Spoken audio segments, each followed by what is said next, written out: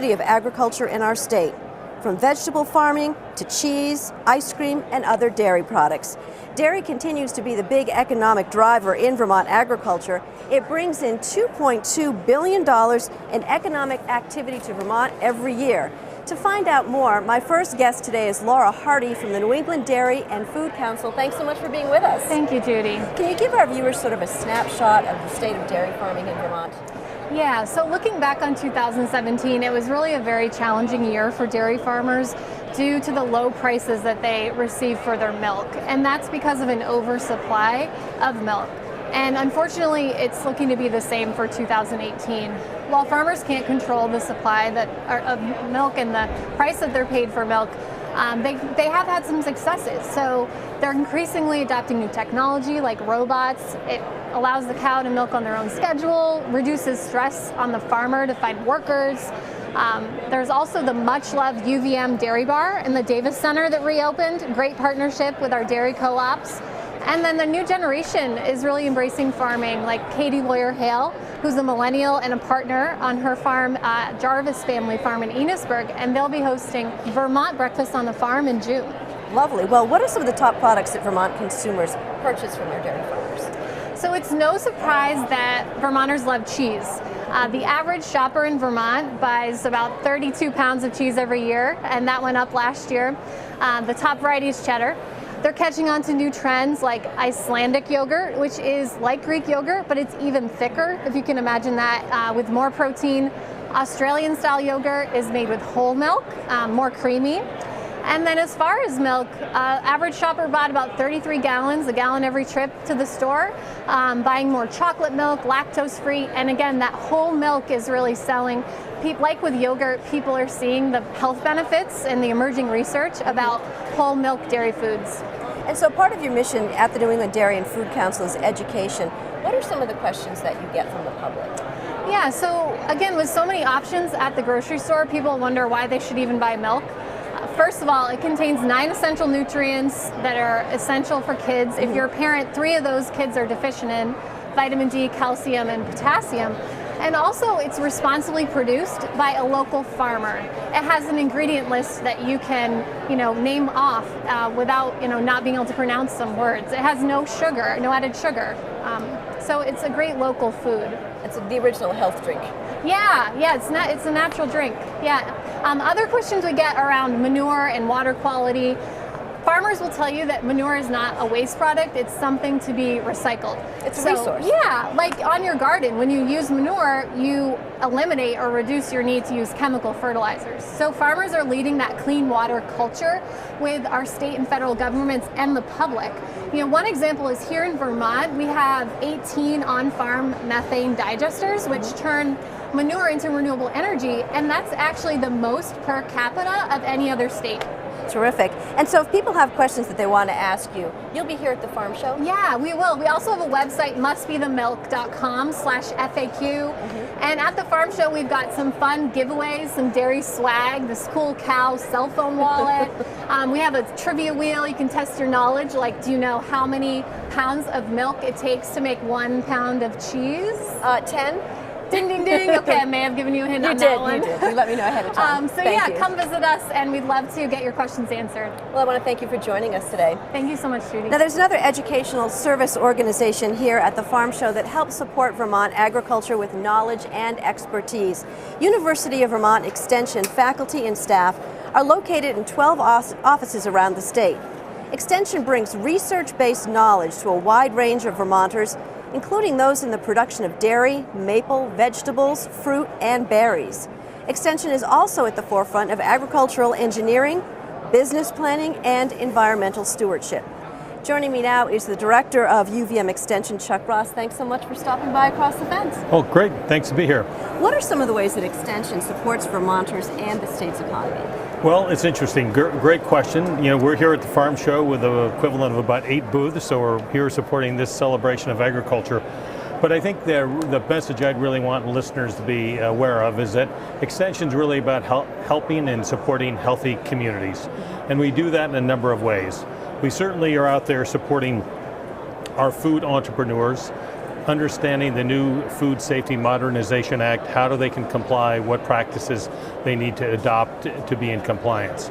We're also out there doing research and technical assistance with maple producers, which is one of our fastest growing agricultural enterprises and a marquee product for Vermont.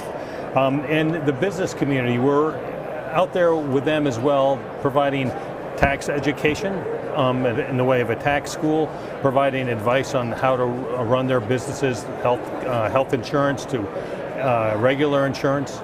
And then, of course, we're helping farmers. And we're helping farmers in a number of interesting ways, certainly with agronomy, but also with farm viability, which is a business management program. And we also have a whole crew of people that help with their migrant workers who are critical labor suppliers for our dairy industry in the state of Vermont. And we're helping those migrant workers and their families be acclimated and feel a part of the community. And finally, Judy, it's one thing people might not think about is we help people, whether it's youth leadership and training. It could be the COPE program, which helps families through divorce and separation. It could be the nutrition staff we have out there helping people understand how to manage their nutrition resources. So many ways. In what way is Extension helping to improve water quality? Because that's a big issue for folks. There's actually 4 ways we're doing that, Judy. One is we're doing education, training manure spreaders, if you will, how to do that appropriately. We're also teaching farmers and technical assistance providers on how to deal with nutrient management plans. 2 critical elements. We do research on soil management and best practices.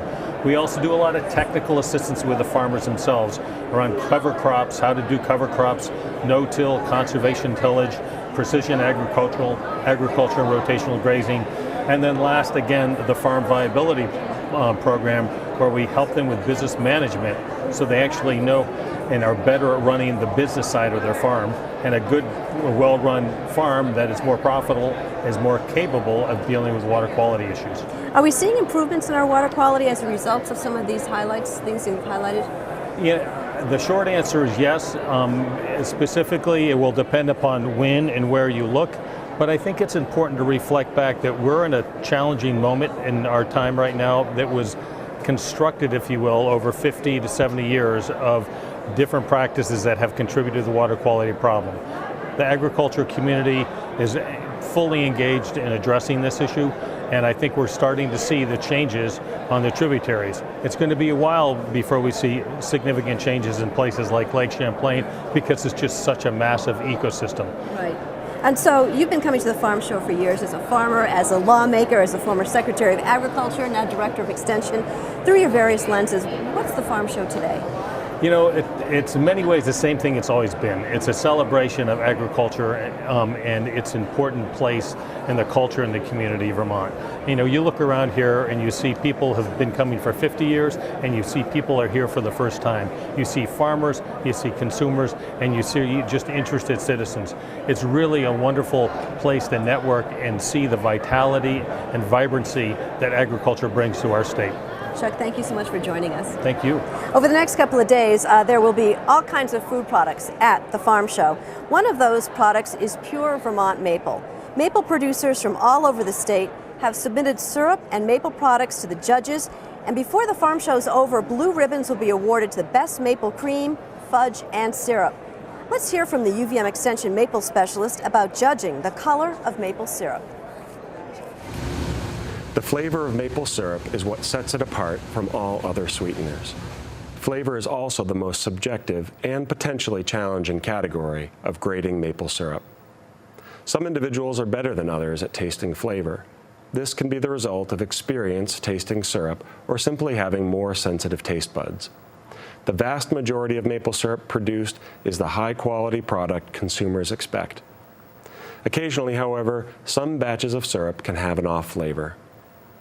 Grading syrup flavor has 2 major objectives: making sure each batch of syrup is characteristic of the color grade and the detection of any defect or off flavor. Each of the 4 grades of pure maple syrup has a flavor descriptor that is intended to give consumers a sense of what strength of flavor to expect when purchasing syrup.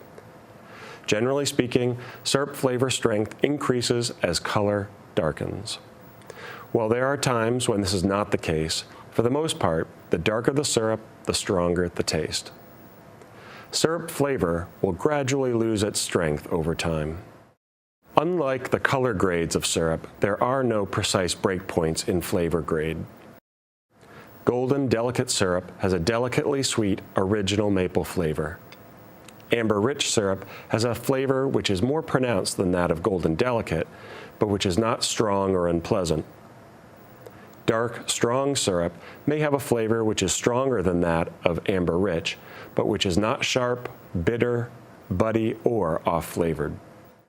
Lastly, very dark strong may have a flavor stronger than dark robust, but shall not be damaged in any way. The strength of flavor within a grade can also vary, but light syrup should not have an overly intense or strong flavor, and likewise, dark syrup should not have delicate or mild flavor. When flavor grading syrup, begin by looking at the sample and generally noting its color. After noting the color, some people prefer to close their eyes to better focus on flavor. Proceed to smelling the sample. This will give a first impression of the flavor. Does anything appear off with the smell? Next, take a small amount of syrup and swirl it around your mouth before swallowing. How does the taste compare with the initial smell? Make sure to coat all sides of your tongue to get the most complete taste possible. Most syrup will taste as expected and can then be considered ready to market. If an off flavor is present in your sample, it is important to identify the source and intensity of the off flavor. Environmental conditions, location, and how quickly sap is collected and boiled into syrup can influence the flavor. Additionally, otherwise good-tasting syrup can be damaged inadvertently through mistakes made in the sugar house. Holding sap too long, using old or ineffective filters, burned or scorched sugar sand or niter, and overuse of defoamer can all damage otherwise good quality syrup.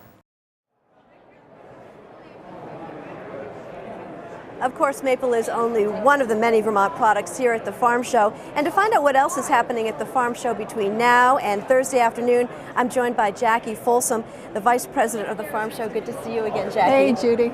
This show hosts over 150 vendors in nearly a dozen different agricultural events. What are some of the events coming up?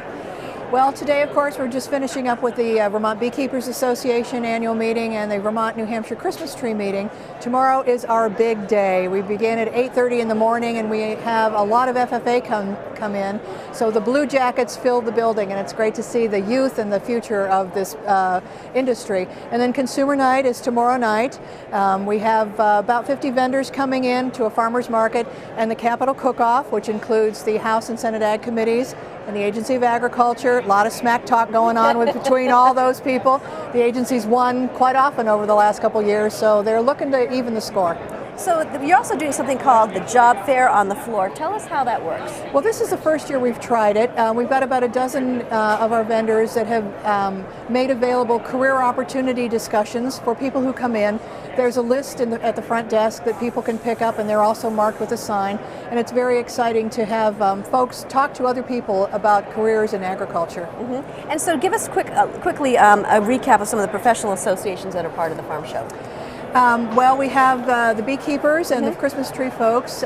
We also have the Vermont Sheep and Goat Association. We'll be meeting here on Thursday, as well as the Beef Producers Council. They will be meeting here on Wednesday. And we also have, of course, the Dairy Day, the big dairy banquet on Thursday, when there'll be all sorts of awards given out. And how much does it cost to attend? It is free. And how much is parking? Deal in town. It is free. We do ask. We're partnering again with the Chittenden Emergency Food Shelf, and we're asking for a donation, either cash or food items, and we'll get those out to our needy neighbors. Jackie, thank you so much. I also want to thank WCX photographer Shelley Holt Allen for all of her work behind camera this afternoon. Thanks for joining us on Across the Fence.